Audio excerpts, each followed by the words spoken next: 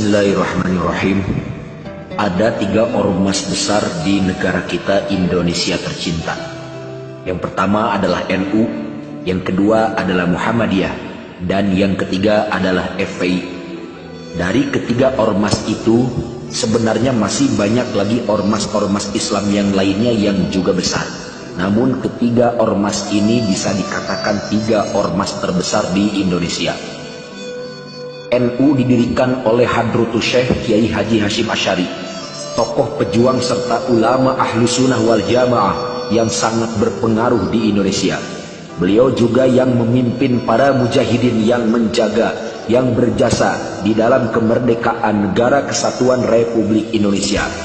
Jumlah jamaahnya melebihi 50 juta orang, memiliki 3.000 lebih pondok pesantren, dan sudah memasuki semua lini di dalam bidang keilmuan.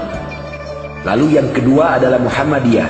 Pendirinya adalah Kiai Haji Ahmad Dahlan, tokoh pejuang dan ulama berpengaruh di Indonesia.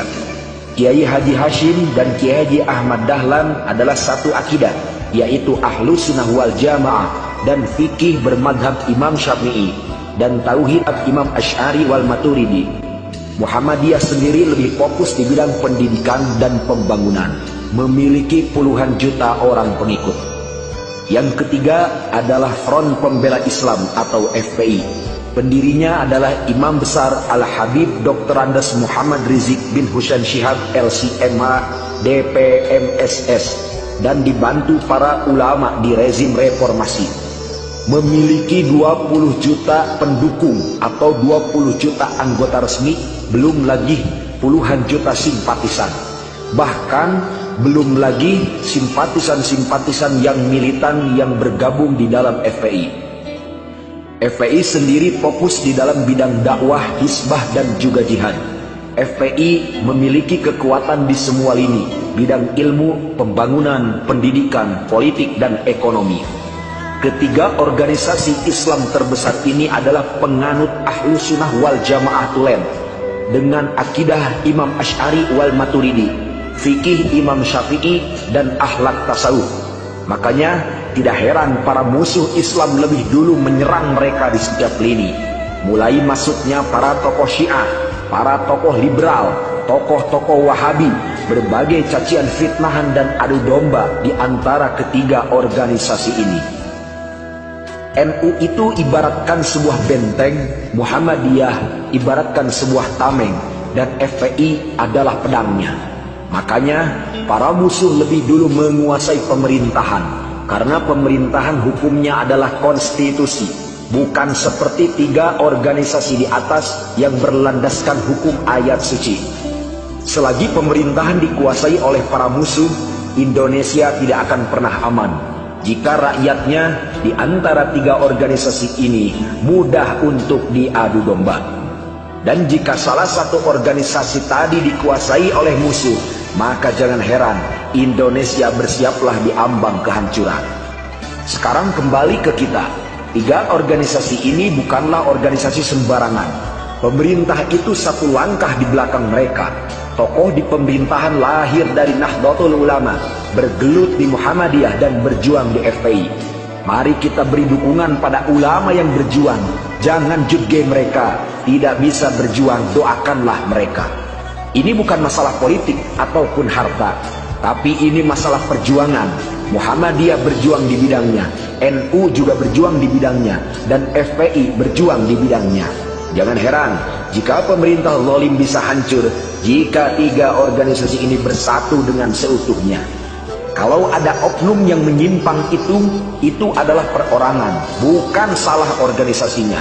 Ibaratkan kalau kuku yang panjang, kukunya yang harus dipotong, bukanlah tangannya yang harus dipotong. Seperti halnya kita harus memberangus para kaum liberal munafikun laknatullah alaihi yang kini banyak menyusup dan berkuasa di tampuk pimpinan Nahdlatul Ulama dan anak-anak cabangnya. NU, Muhammadiyah, dan FPI adalah benteng, tameng, dan pedangnya ahlu sunnah wal jamaah di Indonesia.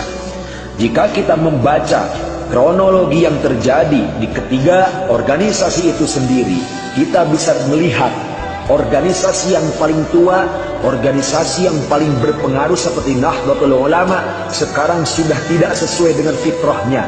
NU dulu sangat berbeda dengan NU yang sekarang.